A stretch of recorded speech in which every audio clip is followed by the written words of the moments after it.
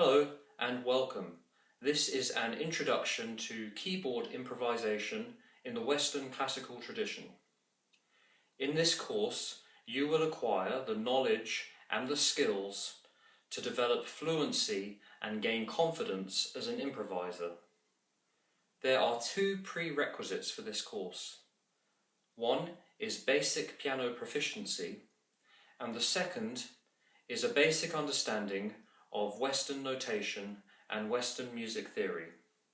So, if you are an undergraduate, it's strongly advised that you have already passed the piano proficiency exam and also that you have passed the entry test to the music theory sequence, or that you have completed the music fundamentals course. This entire program is divided into 3 sections, and each section lasts for 1 semester. The first section addresses harmony, the second section addresses counterpoint, and the third section addresses melody. We're now going to take a brief look at each of these areas in turn.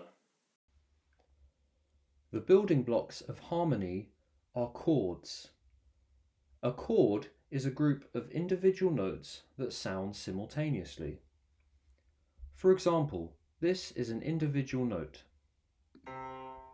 as is this, as is this. Now, when I play these individual notes together, they produce a chord.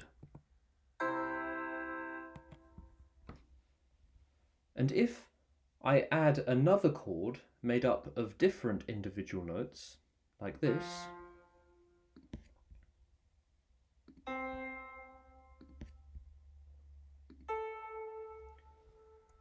and if I play this new chord after the first one, we get what is called a progression. And harmony is the study of what progressions are permitted in a particular style. There is a good reason why we use the word progression to describe these chord sequences. When we listen to these individual chords occur in time, we don't simply experience individual events. Instead, we tend to hear the most recent event as somehow influenced by or related to what has come before it. In other words, when we hear this second chord, we tend to hear it as logically related to or causally connected to the first chord. Let's give it another listen.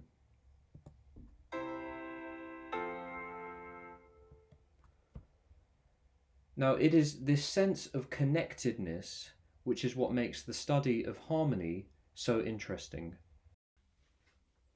Similarly, the study of counterpoint emerges as a result of this tendency we have to experience connections between successive sounds.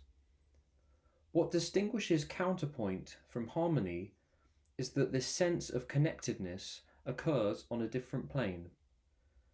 To see what I mean, let's look again at these 2 chords. In terms of harmony, we hear a progression from C major to F major.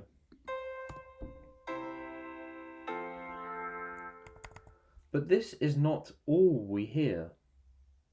We also experience this C as specifically travelling to that A, just as we hear this E as travelling to that C, and this C as travelling to that F.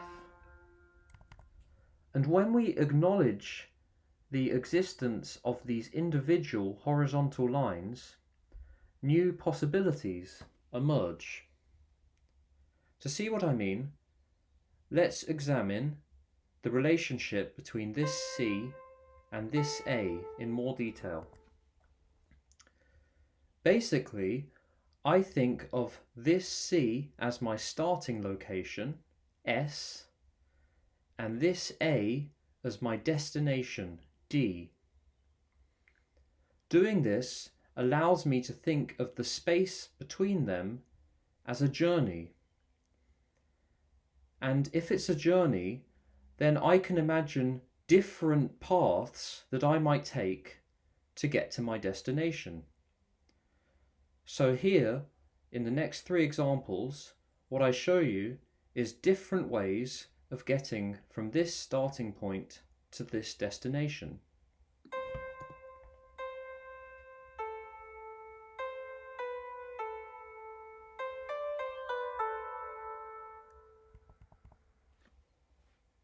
Applying this logic to all of the individual lines gives us an amazing richness of possibilities for realizing the same harmonic progression.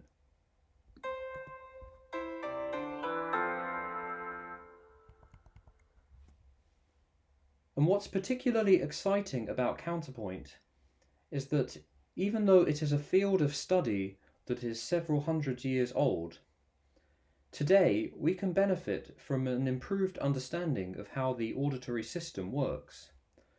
Because in the 21st century we have a better understanding of how humans are able to pick out individual sounds from the wider environment, we can better understand how composers like J.S. Bach were able to create musical textures that bring out individual contrapuntal lines within a unified harmonic progression.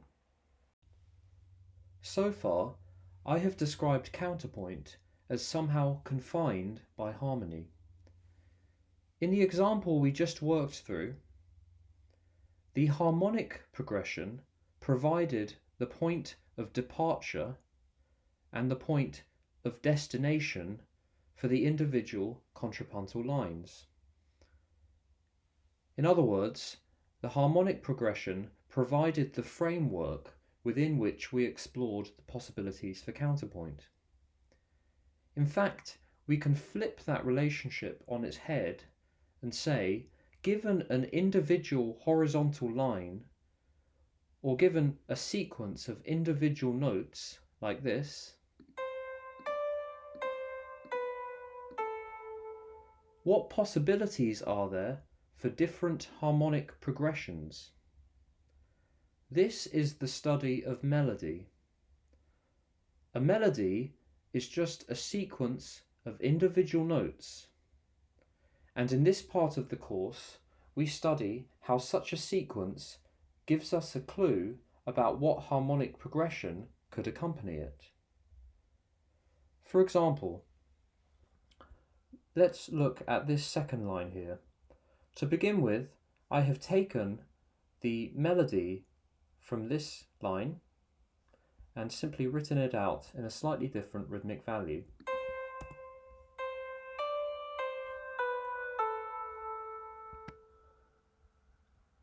In studying melody, we look at the possibilities that this melodic line gives us for generating harmonies.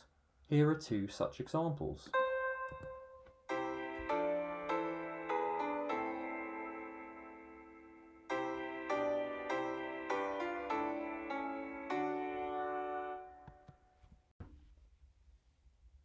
You could argue that this is not a study of melody at all, but just an extension of our study of harmony.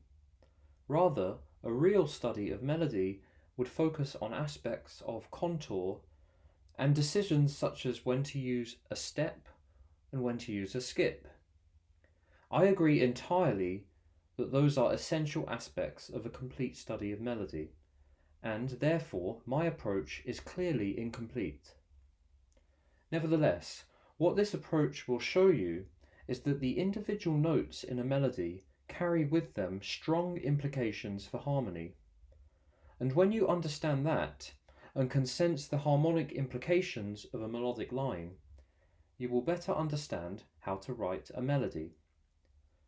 So this completes our brief survey of the 3 sections. One final point I will make is that even though we focus on these 3 areas separately, in practice, when we study one of them, we are still practicing the other 2. Thus, in studying harmony, We will also, to some extent, be studying counterpoint and melody, and the same is true when we reach the other sections.